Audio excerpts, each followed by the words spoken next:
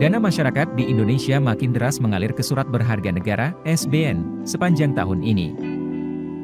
Gejala tersebut tercermin dari outstanding obligasi negara yang tumbuh melampaui pertumbuhan dana pihak ketiga (DPK) atau dana simpanan masyarakat di perbankan.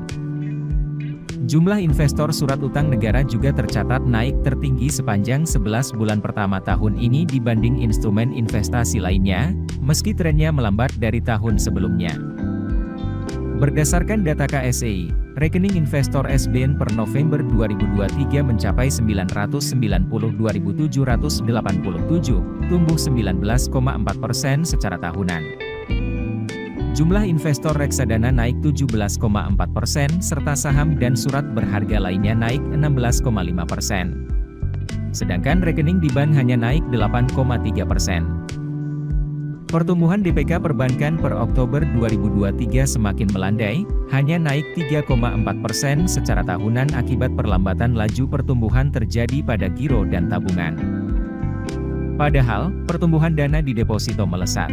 Tahun lalu dana deposito hanya tumbuh 2,8%, per Oktober tahun ini tumbuh 5,8%. Head of Macroeconomic Outlook of Financial Market Research Bank Mandiri Dian Ayu Yustina mengakui, penghimpunan DPK cukup menantang tahun ini. Sebaliknya dengan pasar obligasi, tren pertumbuhan di obligasi untuk tahun ini masih cukup baik, kata dia, Selasa 19 Desember. Sejumlah bankir menyebutkan, dana kelolaan bisnis wealth management masih lebih banyak ditempatkan di instrumen perbankan, yakni di deposito. Tak heran, kedua instrumen ini mencetak pertumbuhan tinggi. Direktur Distribution of Funding Bank BTN Jasmine mengatakan, penempatan dana nasabah melalui deposito masih di atas instrumen investasi non-bank.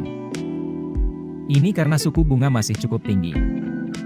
Penempatan dana nasabah BTN pada produk non-banking seperti reksadana, SBN, obligasi dan lain-lain hanya sekitar 27 hingga 30% dari total 47 triliun rupiah dana kelolaan BTN prioritas saat ini, kata Jasmine, Senin 18 Desember.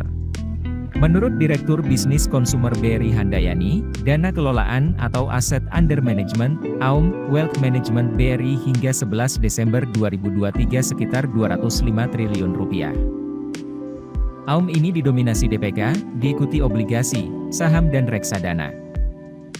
GM Divisi Wealth Management BNI Henny Eugenia juga mengatakan, aliran dana di Wealth Management BNI lebih banyak masuk ke produk funding menjelang akhir tahun.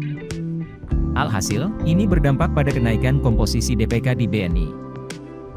Menurut Kepala Ekonom Bank Permata Joshua Pardede, perlambatan pertumbuhan DPK perbankan lebih disebabkan oleh simpanan nasabah kecil. Banyak nasabah kecil sudah mulai makan tabungan karena terdampak perlambatan ekonomi dan inflasi. Joshua juga melihat jumlah masyarakat yang menempatkan dananya di produk simpanan bank lebih tinggi dibanding yang berinvestasi di reksadana. Sebab, masyarakat lebih mengenal produk bank.